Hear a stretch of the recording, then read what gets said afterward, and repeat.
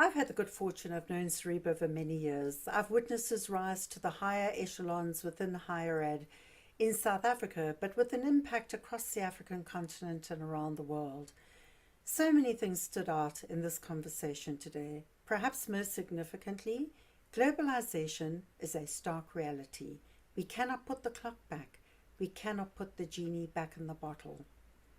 We're living in a radically different and changed world, a world where global threats, opportunities, and challenges transcend those national borders, and where popular nationalism and national thinking can no longer survive. This is an urgent call to action for higher ed institutions.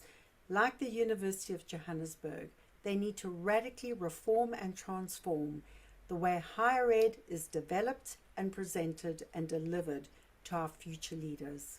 How? Interdisciplinary degrees, for example, combining economics, politics, and technology. How to take our students from simply inside the classroom to outside the classroom at the University of Life. Combining that intellectual, logical thinking with that practical, experiential learning. It reminds me of a Chinese proverb which goes like this: tell me and I'll forget. Show me and I'll remember. Involve me and I will understand. It also highlights the need to move beyond the Western textbooks, to rewrite some of those textbooks and include local thinking, local examples into global frameworks and global paradigms.